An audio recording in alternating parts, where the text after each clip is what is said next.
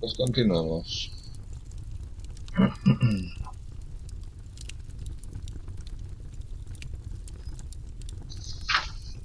Capítulo 4. De lo que le sucedió a nuestro caballero cuando salió de la venta.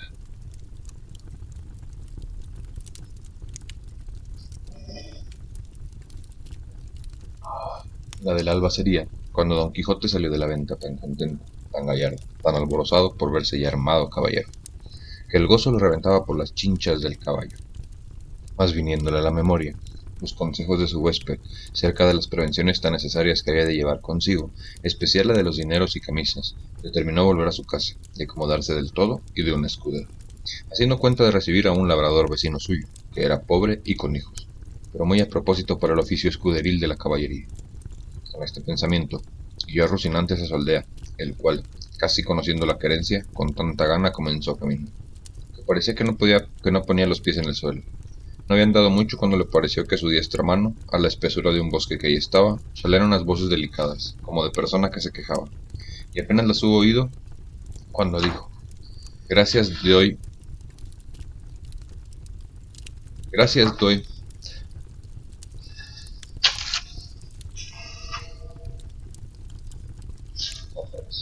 gracias doy al cielo por la merced que me hace, pues tan presto me pone en ocasiones delante donde yo pueda cumplir con lo que debo a mi profesión, y donde pueda coger el fruto de mis buenos deseos. Estas voces sin duda son de algún menesteroso o menesterosa que ha de menester mi favor y ayuda.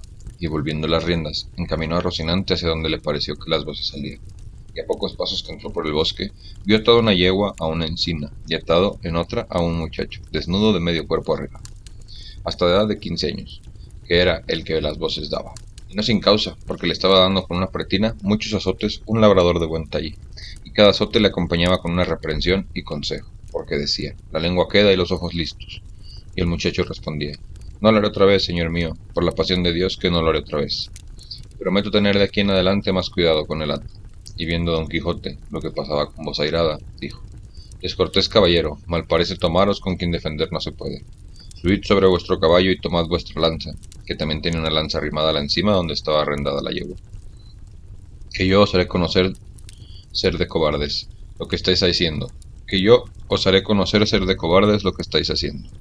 El labrador, que vio sobre sí aquella figura llena de armas, blandiendo la lanza sobre su rostro, túvose por muerto, y con buenas palabras respondió: señor caballero, este muchacho que estoy castigando es mi criado, que me sirve de guardar una manada de ovejas que tengo en estos contornos, el cual es tan descuidado que cada día me falta una, y porque castigo su descuido o bellaquería que lo hago de miserable por no pagalle la soldada que le debo, y en Dios y mi ánima, que mi mente, que miente.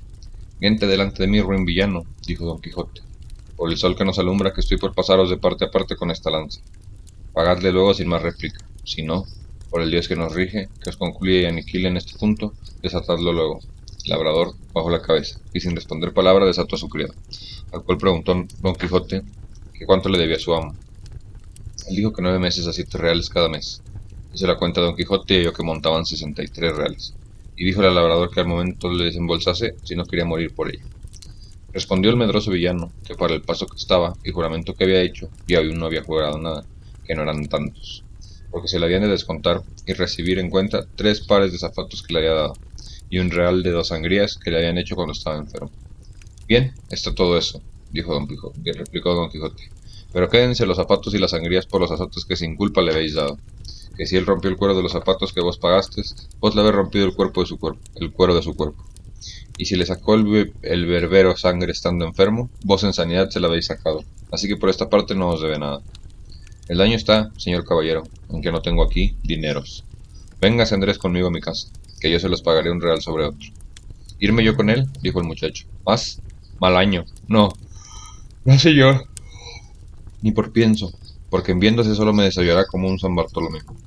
No hará tal, replicó Don Quijote, basta que yo se lo mande para que me tenga respeto, y con que él me lo jure por la ley de la caballería, que ha recibido. Le dejaré ir libre y aseguraré la paga. Mire vuestra merced, señor, lo que dice, dijo el muchacho, que este mi amo no es caballero, ni ha recibido orden de caballería alguna, que es Juan Aldú el rico, el vecino de Quintanar. Importa poco eso, respondió Don Quijote. que al dúos puede haber caballeros, cuanto más que cada uno es hijo de obras, es hijo de sus obras. Así es verdad, dijo Andrés, pero mi amo, ¿de qué obras es hijo? Pues me niega mi soldada y mi sudor y mi trabajo. No niego, hermano Andrés, respondió el labrador, y hacedme placer de veniros conmigo, que yo juro por todas las órdenes de caballerías que hay en el mundo de pagaros, como tengo dicho un real sobre otro, y aún sahumados. Del sahumerio os hago gracia, dijo don Quijote, dádselos en reales, que con eso me contento. Mirad que como lo cumpláis como lo habéis jurado, si no, por el mismo juramento os juro de volver a buscaros y castigaros, y que os tengo que hallar aunque os escondáis más que una lagartija, y si queréis saber quién os manda esto, para quedar con más veras obligados a cumplirlo, sabed que soy el valeroso Don Quijote de la Mancha, el desfacedor de agravios y sin razones. Y a Dios quedad, y no se os parta de las mientes, y lo prometido y jurado so pena de la pena pronunciada. Y en diciendo esto, picó a su Rocinante, y en breve espacio se apartó de ellos. Siguió el labrador con los ojos, y cuando vio que había traspuesto del bosque, y que ya no parecía volviéndose a su criado, Andrés, y díjole, venid acá, hijo mío, que os quiero pagar lo que os debo, como aquel deshacedor de agravios me dejó mandado. Eso juro yo, dijo Andrés, y como que andará vuestra merced acertado en cumplir el mandamiento de aquel buen caballero que 1000 años viva, que según es de valeroso y de buen juez. Vive Roque, que si no me paga, que vuelva y ejecute lo que dijo. También lo juro yo, dijo el labrador. Pero por lo mucho que os quiero acrecentar la deuda por acrecentar la paga. Y haciéndole del brazo le tornó a atar a la encina, donde le dio tantos azotes que le dejó por muerto. Llamad, señor Andrés, ahora, decía el labrador, al desfacedor de agravios. Veréis cómo no desface a cueste, aunque creo que no está acabado de hacer, porque me viene gana de desollaros vivo, como vos temíades. Pero al fin le desató, y le dio licencia que fuese a buscar a su juez, para que ejecutase la pronunciada sentencia. Andrés se partió algo mojimo, jurando de ir a buscar al valeroso Don Quijote de la Mancha, y contarle punto por punto lo que había pasado, y que se lo había de pagar con las centenas. Pero con todo esto se partió llorando, y su amo se quedó riendo, y de esta manera deshizo el agravio del valeroso Don Quijote, el cual, contentísimo de lo sucedido, pareciéndole que había dado felicísimo y alto principio a sus caballerías, con gran satisfacción de sí mismo, iba caminando esa aldea, diciendo a media voz, bien te puedes llamar dichosa sobre cuantas viven hoy sobre la tierra, o sobre las bellas bella Dulcinea del Toboso, pues te cupo en suerte tener sujeto y rendido a toda tu voluntad, el talante aún tan viajante y tan nombrado caballero como lo es y será Don Quijote de la Mancha, el cual, como todo el mundo sabe, ayer recibió la orden de caballería, y hoy ha desfecho el mayor tuerto y agravio que formó la sinrazón, y cometió la crueldad. Hoy quitó el látigo de la mano a aquel despiadado enemigo, que tan sin ocasión vapulaba aquel delicado infante. En esto, llegó a un camino que en 4 se dividía, y luego se le vino a la imaginación las encrucijadas donde los caballeros andantes se ponían a pensar cuál camino de aquellos tomarían, y por imitarlos estuvo un rato queda, y al cabo de haberlo muy bien pensado, soltó la rienda a Rocinante, dejando a voluntad del Rocín la suya, el cual siguió su primer intento, y que fue de irse caminando a su caballeriza, y habiendo andado como 2 millas, descubrió Don Quijote a un gran tropel de gente, que como después se supo, eran unos mercaderes toledanos que iban a comprar seda a Murcia.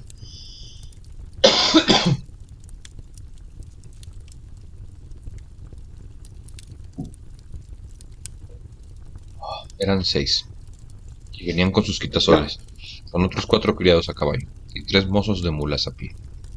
Apenas los divisó Don Quijote, cuando se imaginó hacer cosa de nueva apertura, y por imitar en todo, en cuanto a él le parecía posible, los pasos que había leído en sus libros, le pareció venir ahí de molde a uno nuevo, y se afermó bien en los estribos, apretó la lanza, llegó la daga al pecho, y puesto la mitad del camino, estuvo esperando a que aquellos caballeros andantes, que ya por tales los tenía y juzgaba, y cuando llegaron al trecho que se pudieron ver y oír, levantó Don Quijote la voz, y con ademán arrogante dijo, todo el mundo se tenga, si todo el mundo no confiesa que no hay en el mundo todo doncella más hermosa que la emperatriz de la Mancha, la sin par, Dulcinea del Toboso. Paráronse los mercaderes al son de estas razones, y al ver extraña figura del que les decía, y por la figura y por las razones, luego echaron de ver la locura de su dueño. Mas quisieron ver despacio en qué paraba aquella confesión que se les pedía. Y uno de ellos, que era un poco burlón y mucho discreto, le dijo, señor caballero, nosotros no conocemos quién es esa buena señora que decís. Mostrádnoslas, que si ella fuera de tanta hermosura como significáis, de buena gana y sin apremio alguno, confesaremos la verdad que por parte vuestra nos es pedida. Si os la mostrara, replicó Don Quijote, ¿qué hicierais vosotros en confesar una verdad tan notoria? La importancia está en que sin verla lo habéis de creer, confesar, afirmar, jurar y defender. Donde no conmigo sois en batalla, gente descomunal y soberbia, que ahora vengáis uno a uno como pide la orden de caballería, ahora todos juntos como es costumbre y mala usanza de los de vuestra ralea. Aquí os guardo, y espero, confiado en la razón, de que de mi parte tengo. Señor caballero, replicó el mercader, suplico a vuestra merced en nombre de todos estos príncipes que aquí estamos, porque no encarguemos nuestras conciencias confesando una cosa por nosotros jamás vista ni oída. Y además, siendo tan en prejuicio de las emperatrices y reina de la Alcarria y Extremadura, que vuestra merced se ha servido de mostrarnos algún relato de este señor, aunque sea de tamaño como un grano de trigo, que por el hilo se sacará el ovillo, y quedaremos con esto satisfechos y seguros, y vuestra merced quedará contento y pagado. Y aún creo que estamos ya tan de su parte, aunque su retrato nos muestre que es una tuerta de un ojo, y que del otro le emana bermellón y piedra de azufre, con todo eso, por complacer a vuestra merced, diremos en su favor todo lo que quisiere. No le mana, canalla infame, respondió Don Quijote, encendido en cólera. No le mana, digo, eso que decís, sino ámbar y algalía entre algodones. Y no es tuerta ni corcovada, no es tuerta ni corcovada, sino más derecha que un hueso de Guadarrama. Pero vosotros pagaréis la grande blasfemia que habéis dicho contra tamaña beldad, como es la de mi señora. Y en diciendo esto, arremetió con la lanza baja contra el que lo había dicho, con tanta furia y enojo que si la buena suerte no hiciera que en la mitad del camino tropezara y cayera Rocinante, lo pasara mal el atrevido mercader. Cayó Rocinante, y fue rodando a su amo una buena pieza por el campo. Queriéndose levantar jamás pudo. Tal embarazo le causaban la lanza, adarga, espuelas, y celada con el peso de las antiguas armas. Y entre tanto que pugnaba por levantarse, y no podía, estaba diciendo: Non fuyáis, gente cobarde, gente cautiva, atended, que no por culpa mía sino de mi caballo estoy aquí tendido. Un mozo de mulas, de los que ahí venían, que no debía de ser muy bien intencionado, oyendo decir al pobre caído tantas arrogancias, no lo pudo sufrir sin darle la respuesta en la costilla. Y llegándose a él, tomó la lanza, y después de haberla hecho pedazos, con uno de ellos comenzó a dar a nuestro Don Quijote tantos palos que a despecho y a pesar de sus armas, le molió como cibera. Dábanle voz a sus amos que no le dice tanto y que le dejase, pero estaba ya el mozo picado, y no quiso dejar el fuego hasta envidiar todo el resto de su cólera, y acudiendo por los demás trozos de lanza, los acabó de deshacer sobre el miserable caído, que con toda aquella tempestad de palos que sobre él vía, no cerraba la boca, amenazando al cielo y a la tierra, y a los malandrines que tal le parecía. Cansóse el mozo, y los mercaderes siguieron su camino, llevando que contar en todo el del pobre apaleado, el cual, después que se vio solo, tornó a probar si podía levantarse, pero si no lo pudo hacer cuando sano y bueno, ¿cómo lo habría hecho molido y deshecho? Y aun cuando se tenía por dichoso, pareciéndole que aquella era propicia desgracia de los caballeros andantes, y toda la atribuía a la falta de su caballo, y no era posible levantarse, según tenía abrumado todo el pueblo.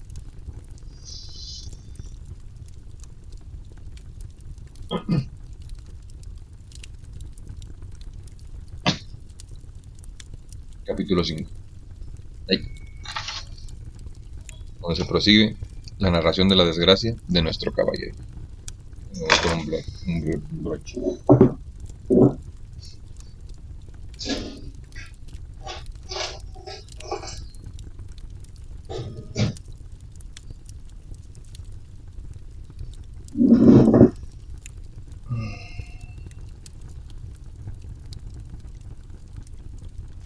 Ahora sí. Donde se prosigue la narración de la desgracia de nuestro caballero. Viendo pues que en efecto no podía venirse, acordó de cogerse su ordinario remedio, que era pensar en algún paso de sus libros, y trújole la locura que memoria de aquel de Baldovinos y del marqués de Mantua, cuando Carloto lo dejó herido en la montaña, historia sabida de los niños, no ignorada de los mozos, celebrada y aún creída de los viejos. Con todo esto, no más verdadera que los milagros de Mahoma.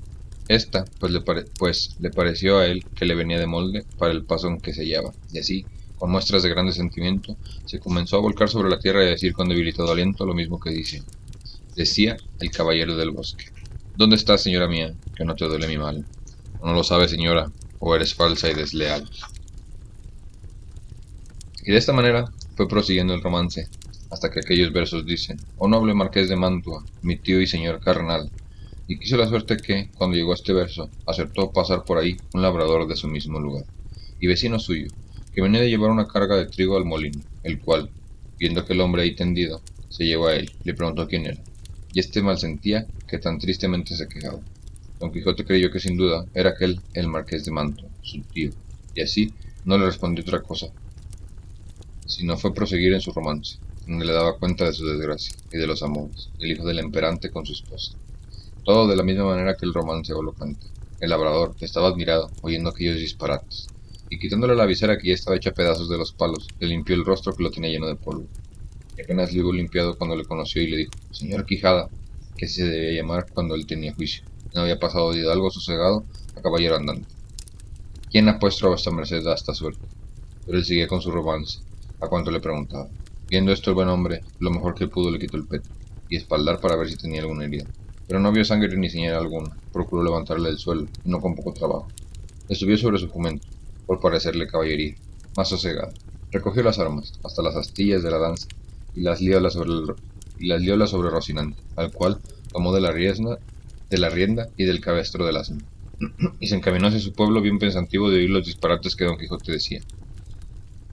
Y no menos iba Don Quijote, que de puro molido y quebrantado no se podía tener sobre el borrico, y de cuando en cuando daba unos suspiros que los ponían en el cielo, de modo que de nuevo obligó a que el labrador le preguntase, le dijese, qué mal sentía, y no parece sino el diablo le traía a la memoria los cuentos acomodados a sus ancestros, a sus sucesos, porque en aquel punto, olvidándose de Baldovinos, se acordó del moro Abidarráez, cuando el alcaide de Antequera, Rodrigo de Narváez, le prendió y le llevó preso a su alcaldía.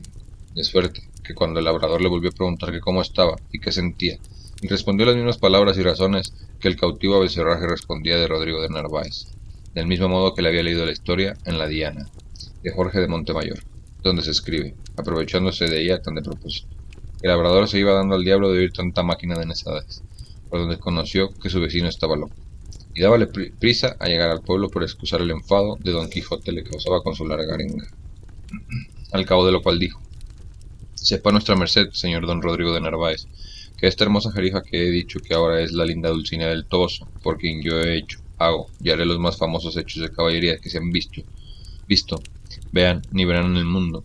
A esto respondió el labrador, mire nuestra merced, señor, pecador de mí, que yo no soy don Rodrigo de Narváez, ni el marqués de Manto, sino Pedro Alonso, su vecino. Ni vuestra merced es Baldovinos ni Abindarráez, sino el honrado hidalgo del señor Quijada. Yo sé quién soy, respondió don Quijote, y sé que puedo ser, no solo los que he hecho, sino todos los 12 pares de Francia, y aun todos los 9 de la fama, pues a todas las hazañas que ellos todos juntos y cada uno por sí hicieron, se aventallarán las mías. En estas pláticas y en otras semejantes llegaron al lugar a la hora que yo anochecía, pero el labrador aguardó a que fuese algo más noche, para que no viesen al molido hidalgo tan mal caballero. Llegada pues la hora que le pareció, entró al pueblo, y en casa de Don Quijote, la cual halló toda alborotada, y estaban en ella el cura y el barbero del lugar, que eran grandes amigos de Don Quijote, que estaba diciéndoles a su ama a voces, ¿qué le parece a vuestra merced, señor licenciado, pero Pérez, que así se llamaba el cura, de la desgracia de mi señor? 6 días que no aparecen él, ni Rocín, ni la aldarga, ni la lanza, ni las armas. Desventurada de mí que me doy a entender. Y así es ello la verdad como nací para morir, que estos malditos libros de caballerías que él tiene y suele leer tan de ordinario, le han vuelto el juicio. Y ahora me acuerdo de haberle oído decir muchas veces, hablando entre sí, que quería hacerse caballero andante e irse a buscar las aventuras de estos mundos. Encomendados sean a Satanás y a Barrabás tales libros, que así han echado a perder al más delicado entendimiento que había en toda la Mancha.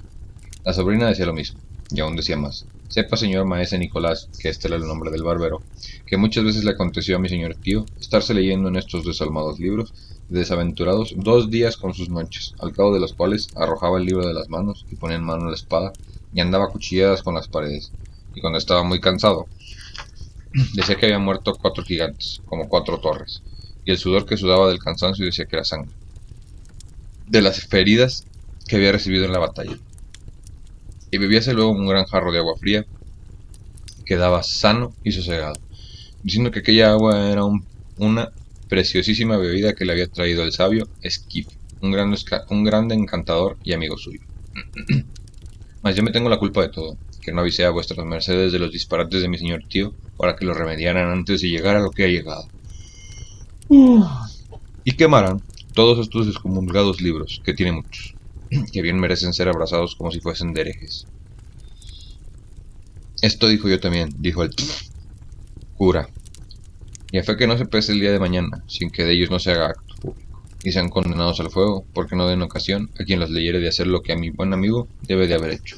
Todo esto estaban oyendo el labrador y don Quijote, aunque acabó de entender al labrador la enfermedad de su vecino, y así comenzó a decir a voces: abran vuestras mercedes al señor Valdovinos y al señor Marqués de Manto, que viene malferido, y al señor Moro Avirrandáez, que trae cautivo al valeroso Rodrigo de Narváez, alcaide de Antequera.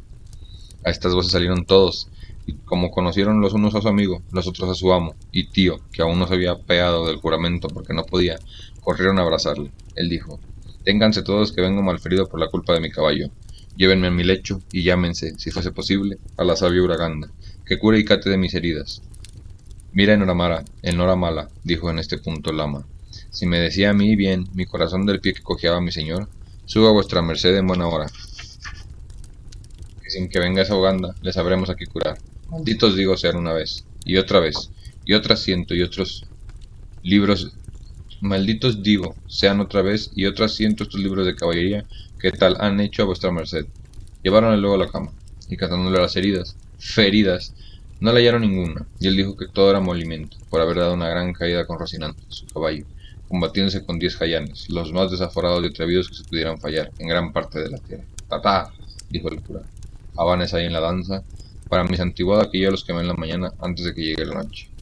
Hicieronle a don Quijote 1000 preguntas, y en ninguna quiso responder otra cosa, sino que le diesen de comer y le dejasen dormir, que era lo que más le importaba.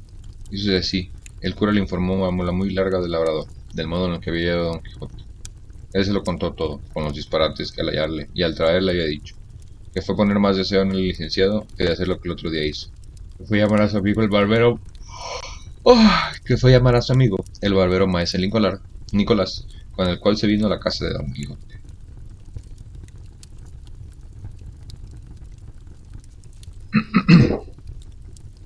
Capítulo 6. Del donoso y gran escrutinio que el cura y el barbero hicieron en la librería de nuestro ingenioso hidalgo, el cual aún todavía dormía, y dio las llaves a la sobrina del aposento donde estaban los libros autores del daño, y ella se las dio de muy buena gana. Entraron dentro todos, y la ama con ellos, y hallaron más allá más de 100 cuerpos de libros grandes, muy bien encuadernados, y otros pequeños. Así como la ama los vio, volvióse a salir del aposento con gran priesa. Tornó luego con una escudilla de agua bendita y un hisopo, y dijo: tome vuestra merced, señor licenciado. Pues si este aposento no esté aquí algún encantador de los muchos que tienen estos libros, y nos encanten en pena, de la que les queremos dar, echándolos de mono del mundo. Causó risa al licenciado la simplicidad de la ama, y mandó al barbero al que le fuese dando aquellos libros, uno a uno, para ver de qué trataban, pues podía ser hallar algunos que no mereciesen castigo del fuego. No, dijo la sobrina, no hay para qué perdonar a ninguno, porque todos han sido los dañadores de mi mejor. Los dañadores, mejor será arrojarlos por las ventanas al patio, y hacer un rimero de ellos y pegarles fuego, y si no, llevarlos al corral, y allí se hallaron una hoguera, y no ofenderá el humo. Lo mismo dijo el ama, tal era la gana de las dos que tenían de la muerte de aquellos inocentes. Mas el cura no vino en ello, sin primero leer quisiera los títulos. Y el primero que maese Nicolás le dio en las manos fue el de los 4 Amadís de Gaula, y dijo el cura: parece cosa de misterio esta, porque según he oído decir, este libro fue el primero de las caballerías que se imprimió en España, y todos los demás han tomado principio y origen de este. A mí me parece que como dogmatizador de una secta tan mala, le debemos sin excusa alguna condenar al fuego. No, señor, dijo el barbero, que también he oído decir que es el mejor de todos los libros que de este género se han compuesto, y así, como único en su arte, se debe de perdonar. Así es verdad, dijo el cura, y por esa razón se le otorga la vida por ahora. Veamos este otro que está junto a él. Es, dijo el barbero, las Sergas de Esplandián, hijo legítimo de Amadís de Gaula. Pues en verdad, dijo el cura, que no le ha de valer al hijo la bondad del padre. Tomad, señora, abrid esa ventana y echadle al corral. Y de principio el montón de la hoguera que se ha de hacer. Haciéndolo así la ama con mucho contento, y el bueno de Esplandián fue volando al corral, esperando con toda paciencia el fuego que le amenazaba. Adelante, dijo el cura. Este que viene, dijo el barbero, es Amadís de Grecia. y aún todos los de este lado, lo que creo, son del mismo linaje de Amadís. Pues vayan todos al corral, dijo el cura, que a treco de quemar a la reina Pintiquiniestra y al pastor Dariniel y a sus ecólogas, y a las endiabladas y revueltas razones de su autor. Quemara con ellos al padre con que me engendró, si anduviera en figura de caballero andante. De ese parecer soy yo, dijo el barbero, y aún yo, añadió la sobrina. Pues así es, dijo la ama. Vengan, y al corral con ellos. Diéronselos que eran muchos, y ella ahorró la escalera, y dio con ellos por la ventana, abajo. ¿Quién es ese tonel? Dijo el cura. Este es, respondió el barbero, don Olivante de Laura, el autor de este libro, dijo el cura. Fue el mismo que compuso el Jardín de las Flores, y en verdad que no se puede determinar cuál de los dos es más verdadero, o por decir, menos mentiroso. Solo sé decir que si sigue es... Solo sé decir que este irá al corral por dispartado y arrogante. Este que se sigue es Florismarte de Hircania, dijo el barbero. Ahí está el señor Florismarte, replicó el cura. Pues a fe de que ha de parar esto en el corral, a pesar de su extraño nacimiento y soñadas aventuras, que no da lugar a otra cosa la dureza y sequedad de su estilo. Al corral con él, y con esto otro, señora ama. Que me place, señor mío, respondía ella, y con mucha alegría ejecutaba lo que le era mandado. Este es el caballero de Platir, dijo el barbero. Antiguo libro, es ese, dijo el cura. Y no halló en él cosa que merezca venia. Acompaña a los demás sin réplica. Y así fue hecho. Abrióse otro libro, y vieron que tenía por título El Caballero de la Cruz, por nombre tan santo, y como este libro se podía perdonar su ignorancia. Mas también se suele decir, tras la cruz está el diablo. Vaya al fuego, tomando el barbero otro libro, dijo, este es el espejo de caballerías. Ya conozco a su merced, dijo el cura. Ahí anda el señor Reinaldos de Montealbán, con sus amigos y compañeros, más ladrones que Coco y los 12 pares, con el verdadero historiador Turpín, y en verdad que estoy por condenaros no más que al destierro perpetuo, siquiera porque tienen parte de la invención del famoso Mateo Boyardo, de donde también tejió su tela el cristiano poeta Ludovico Ariosto, el cual, si aquí le hallo y que habla en otra lengua que la suya, no le guardaré respeto alguno, pero si habla en su idioma, le pondré sobre mi cabeza. Pues yo lo tengo en italiano, dijo el barbero, mas no lo entiendo. Y aun fuera bien, vos lo entenderías, respondió el cura. Y aquí le perdonaríamos al señor capitán que no lo hubiera traído a España y hecho castellano, que le quitó mucho de su natural valor, y lo mismo harán todos aquellos que los libros de verso quisieren volver a otra lengua, que por mucho cuidado que pongan y habilidades que muestren, jamás llegarán al punto que ellos tienen en su primer nacimiento. Digo, en efecto, que este libro y todos los que se hacen que tratan de estas cosas en Francia, se echen y depositen en un pozo seco, hasta que con más acuerdo se vea lo que se debe hacer con ellos, acentuando a un Bernardo del Carpio, que anda por ahí, y a otro llamado Roncesvalles, que estos, en llegado a mis manos, han de estar en las de la mar, y de las del fuego sin remisión alguna. Todo lo confirmó el barbero, y lo tuvo por bien, y por cosa muy acertada, por entender que era el cura tan buen cristiano y tan amigo de la verdad, que no diría otra cosa por todas las del mundo. Y abriendo otro libro, vio que era Plomerín de Olivia, y junto a él estaba otro que se llamaba Palmerín de Inglaterra, lo cual, visto por el licenciado, dijo, que esa Olivia se haga luego rajas y que se queme, que aún no queden de ella las cenizas, y esa palma de Inglaterra se guarde y se conserve como una cosa única, y se haga para ella otra coja como la que halló Alejandro en los despojos de Darío, que la disputó para guardar en ella las obras del poeta Homero. Este libro, señor compadre, tiene autoridad por dos cosas. La una, porque él por sí es muy bueno, y la otra, porque es fama de que lo compuso un discreto rey de Portugal.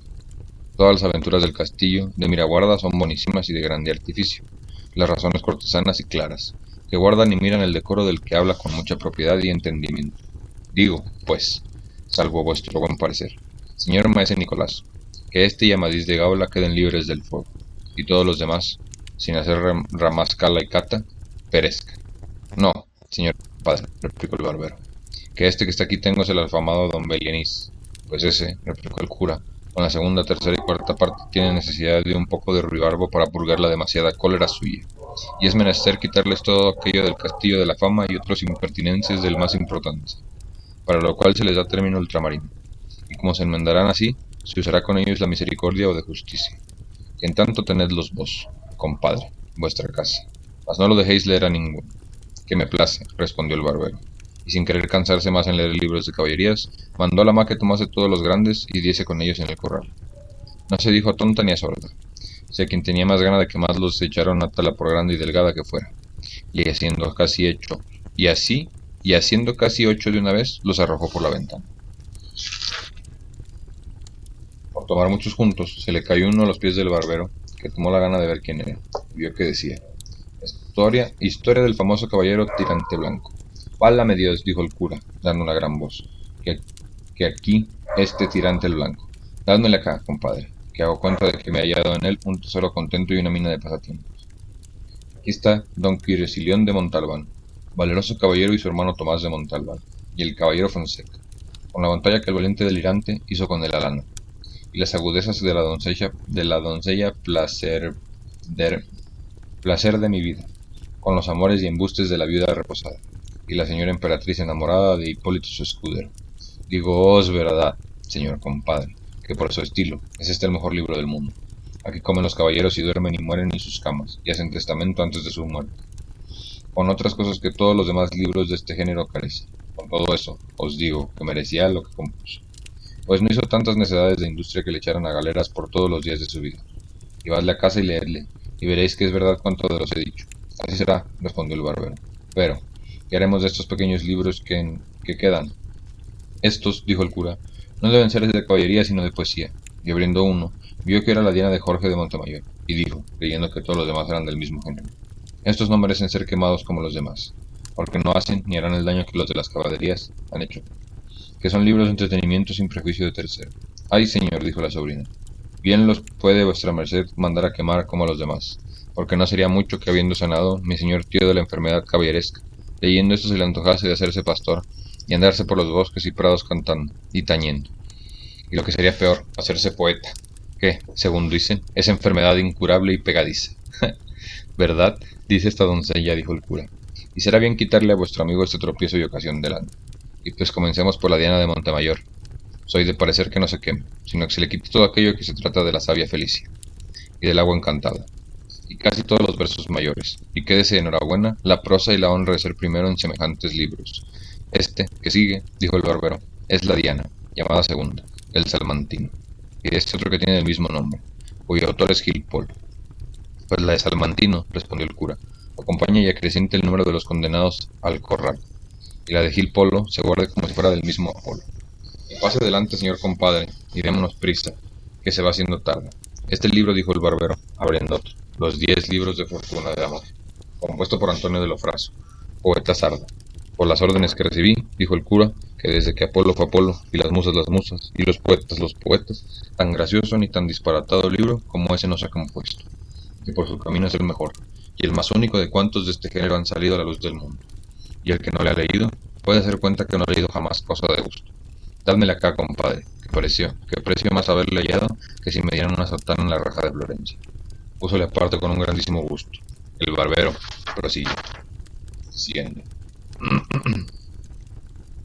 estos que siguen son el pastor de Liberia, ninfas de Nares y desengaños de Celos.